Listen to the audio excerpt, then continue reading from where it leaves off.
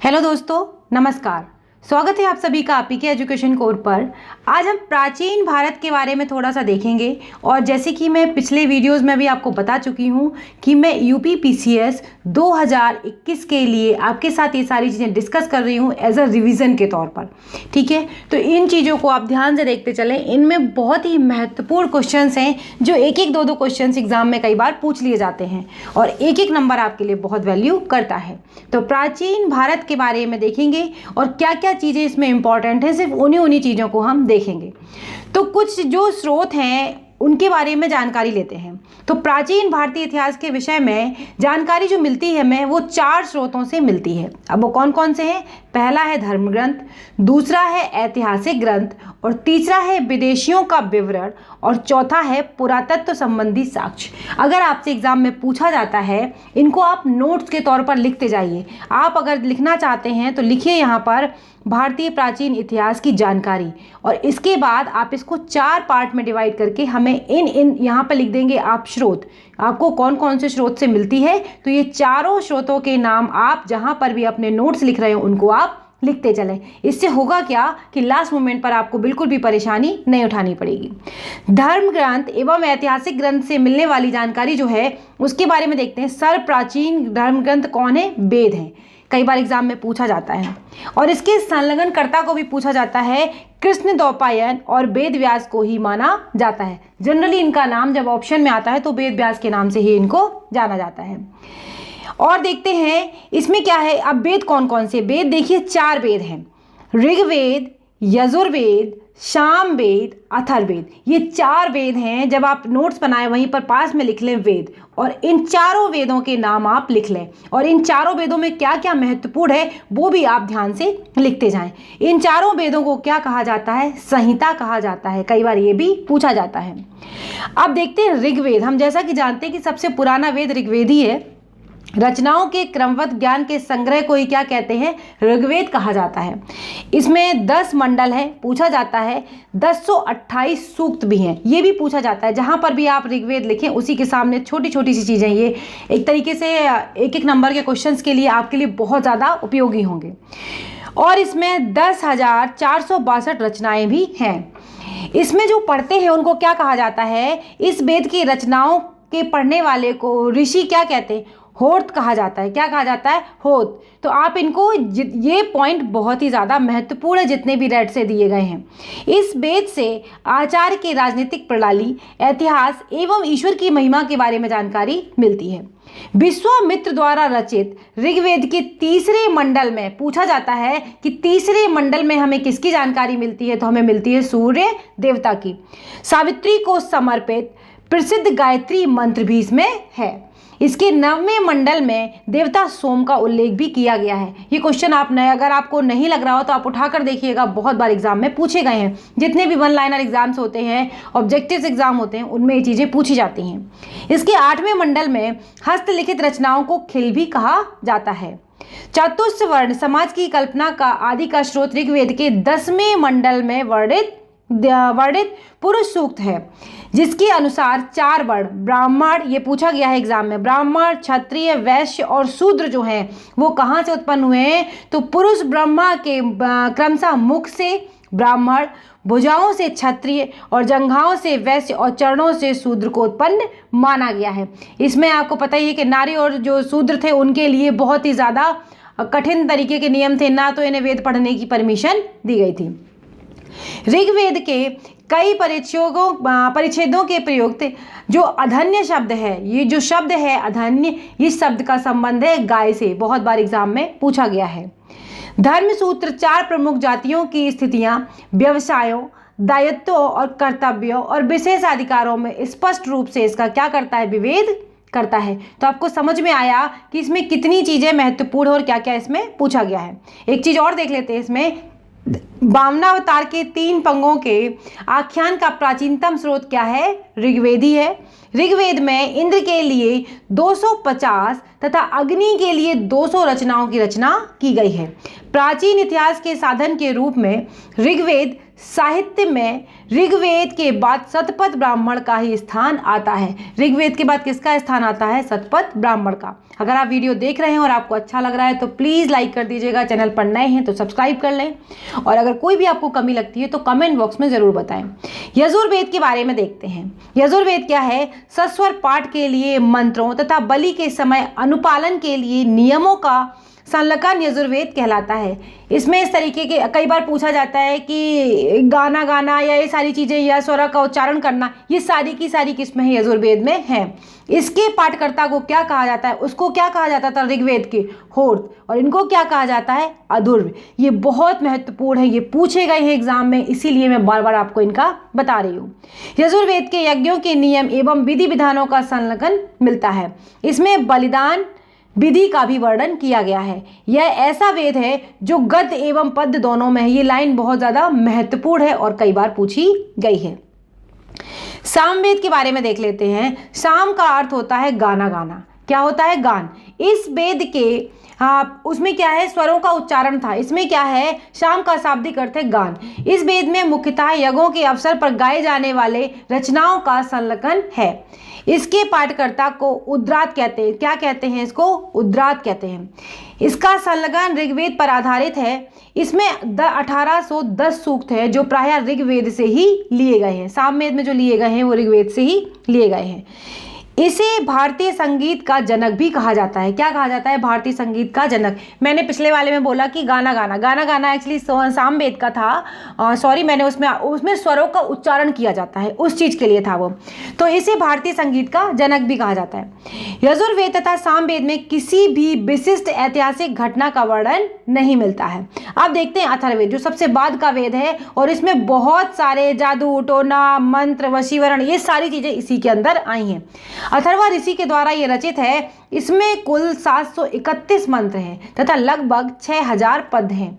इसके कुछ मंत्र ऋग्वेद मंत्रों से भी प्राचीनतर हैं। अथर्ववेद कन्याओं के जन्म की निंदा करता है। देखिए, यहीं से इसकी शुरुआत हो जाती है। ऐतिहासिक दृष्टि से अथर्ववेद का महत्व इस बात में है कि इसमें सामान्य मनुष्यों के विचारों तथा अंधविश्वासों का विवरण मिलता है। आपको यहीं से 2 पॉइंट पकड़ लेने हैं कि जो विश्वास और अंधविश्वास हैं, जो विचार और अंधविश्वास हैं, यहाँ से इसका विवरण हमें मिल जाता है। इसी में बहुत सारी चीज़ें बताई गई हैं। मानव जीवन के सभी पक्षों, गृह निर्माण हो, कृषि की उन्नति हो, व्यापारिक मार्गों का खोज हो, रोग का निवारण हो, या फिर विवाह हो, प्रणय गीत हो, राजभक्ति, राजाओं का चुनाव, इसमें वशीकरण, प्रायश्चित, मातृभूमि, महामत आदि सभी का विवरण इसी में ही दिया गया है। कुछ मंत्रों में जादू टोना होने का भी वर्णन इसमें मिलता है। अथर्ववेद में परीक्षित को कुरुओं का राजा कहा गया है। कई बार पूछा जाता है कि कुरुओं का राजा अथर्ववेद में किसे कहा गया है? तो ये कहा गया है परीक्षित को, और तथा कुरु देश की समृद्धि का अच्छा चित्रण भी इसमें मिलता है। तो आपको ये चीज़ यहाँ से समझ में आई।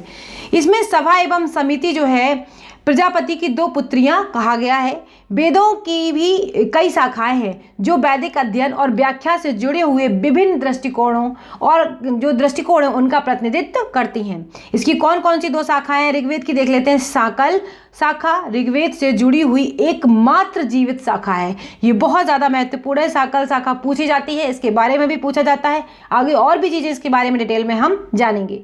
यजुर्वेद की जो है शुक्ल यजुर्वेद और कृष्ण यजुर्वेद 2 शाखाओं में बांटा गया है। यजुर्वेद को देखिए, 2 ये जो चीज़ें हैं आपको लिखनी पड़ेंगी, तभी आपको याद रहेंगी। आप किसी भी बुक में, आपको हर एक बुक में मिल जाएंगी, आपको लूसेंट में भी ये चीज़ें मिलेंगी, लेकिन जब तक आप लिखेंगे नहीं, बार बार इनको रिवाइज नहीं कर पाएंगे।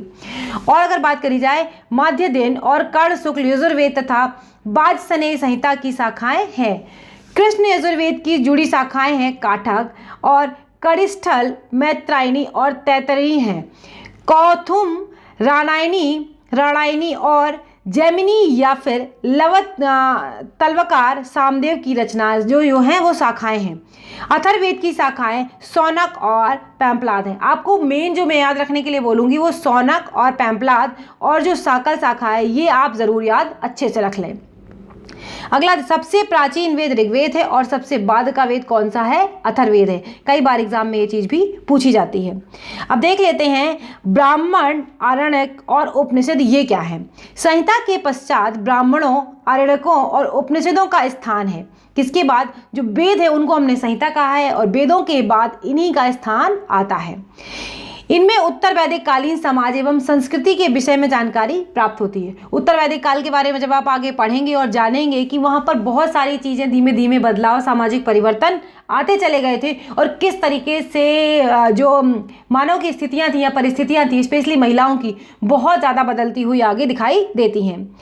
अब इनमें देखिए जो ये ब्राह्मण ग्रंथ हैं इनमें वैदिक संहिताओं की व्याख्या करने के लिए गद्य में लिखे गए हैं। प्रत्येक संहिता के लिए अलग अलग ब्राह्मण ग्रंथ हैं। ये बहुत बार पूछा जाता है, ये सभी के सभी बहुत ज़्यादा इंपॉर्टेंट हैं। ऋग्वेद में अगर बात करें ब्राह्मण ग्रंथ की तो ऐतरेय और कौशितकी है। यजुर्वेद में अगर बात करें तो तैतरी और शतपथ है। सामवेद में पंचवेश है। अथर्ववेद में गोपथ है। अथर्ववेद में गोपथ कई बार एग्जाम में पूछा गया है। अगर आपको नहीं बिलीव है तो आप पेपर उठा के देखिएगा, आपको वहाँ पर दिख जाएंगी चीज़ें। इन ब्राह्मण ग्रंथों से हमें परीक्षित के बाद और बिंबिसार के पूर्व की घटनाओं का ज्ञान हमें मिलता है। ऐतरेय में क्या क्या बताया गया है, ये थोड़ा अंदर का हो गया, जरूरी नहीं कि ये पूछा जाए, पर एक बार देख लेते हैं। इसमें राज्याभिषेक के नियम के बारे में और कुछ प्राचीन राजा जो हैं उनके नाम दिए गए हैं। शतपथ में गांधार, शल्य हो गया, कैकेय हो गया, कुरु हो गया, पांचाल, कौशल, विदय आदि के राजाओं का उल्लेख मिलता है। ये पूछा जाता है कि शतपथ में या फिर गांधार, कोई भी एक आपको नाम दे देंगे, इसके बारे में हमें कहाँ पर उल्लेख मिलता है। वैदिक साहित्य में ऋग्वेद के बाद शतपथ ब्राह्मण का स्थान आता है, जो कि मैं आपको बता चुकी हूँ। आरण्यक में यज्ञ से जुड़े कर्मकांडों की दार्शनिक और प्रतीकात्मक अभिव्यक्ति भी है। उपनिषदों की संख्या जो है वो कितनी है? 108 है। बहुत बार पूछा गया है। उपनिषदों की संख्या कितनी है? 108 है, जिनमें 13 को मूलभूत उपनिषदों की श्रेणी में रखा गया है। इसमें यज्ञ से जुड़े दार्शनिक विचार, शरीर, ब्रह्मांड, आत्मा और ब्रह्म की व्याख्या भी की गई है।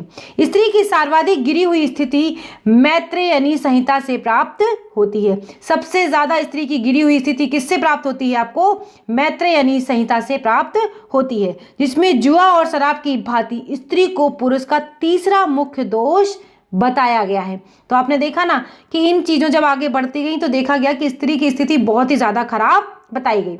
अब देखते हैं शतपथ ब्राह्मण में स्त्री को पुरुष की अर्धांगिनी कहा गया है, लेकिन शतपथ ब्राह्मण जो है उसमें पुरुष को क्या कहा गया? अर्धांगिनी कहा गया है। जाबाल उपनिषद में चारों आश्रमों का उल्लेख मिलता है। ये चारों आश्रमों के बारे में कई बार पूछा जाता है, ये कौन कौन से आश्रम हैं यह भी आपको जानने होंगे।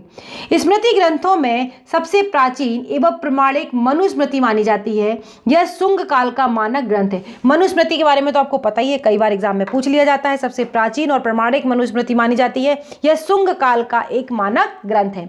नारद स्मृति गुप्त युग के विषय में जानकारी हमें प्रदान करती है।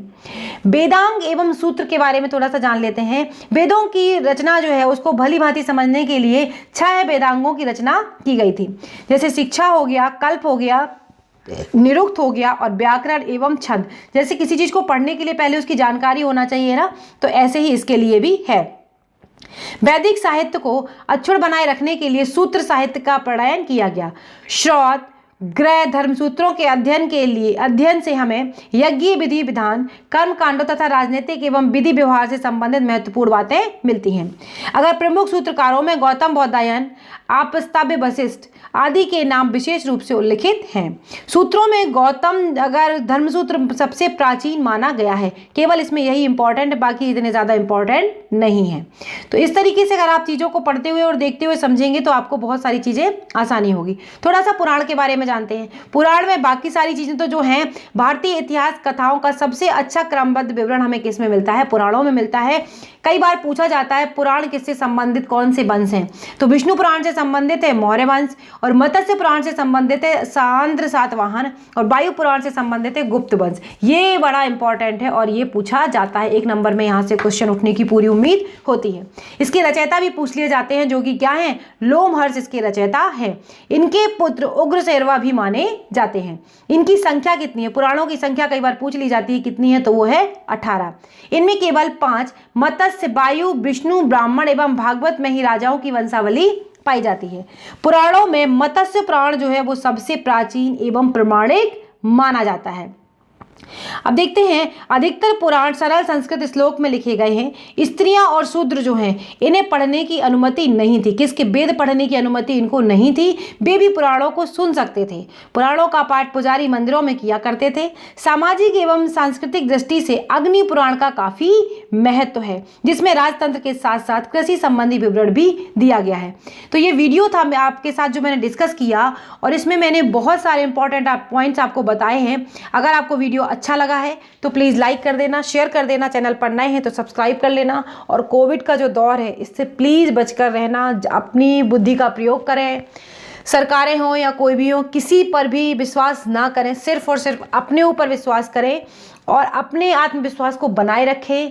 हेल्दी रहें, अच्छा खाना खाएं, अच्छे से सोएं और अपने आसपास के लोगों को भी ज़्यादा मिलना जुलना किसी से भी ना करें। अगर आप जिंदा रहेंगे तो सबसे मिल लेंगे। कोई भी फंक्शन समारोह हो, अगर आपको कोई निमंत्रण देता भी है, जैसे 50 लोगों की गैदरिंग की अगर बात करी गई है, अगर आपसे कहा भी जाता है, आपके पास निमंत्रण भी आता है, तो भी मैं आपसे हाथ जोड़ के विनती करूंगी, आप प्लीज़ कहीं पर भी ना जाएं, अपने घर पर रहें। अगर आप विशेषकर दिल्ली के रहने वाले हैं तो यहाँ पर लॉकडाउन हो गया है।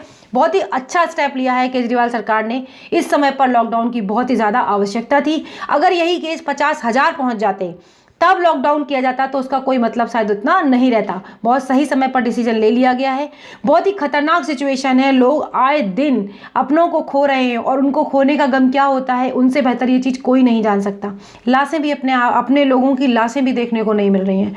तो मैं क्या बोलूँ आपसे, मैं इस समय पर स्वीडन में हूँ। मैं भी अभी कुछ दिन पहले ही इंडिया से यहाँ पर आई हूँ, लेकिन जब तक मैं थी वहाँ पर सिचुएशन बहुत बेहतर थी, और आते ही जब मुझे पता चल रहा है बहुत ही ख़राब सिचुएशन है, प्लीज़ उससे बचें, अपने परिवार को बचाएं। मैं हर दिन सबके लिए यही उम्मीद करती हूँ कि सभी सुरक्षित रहें, सभी के परिवार सुरक्षित रहें। सभी के परिवार सुरक्षित रहेंगे उसमें मेरा भी परिवार होगा।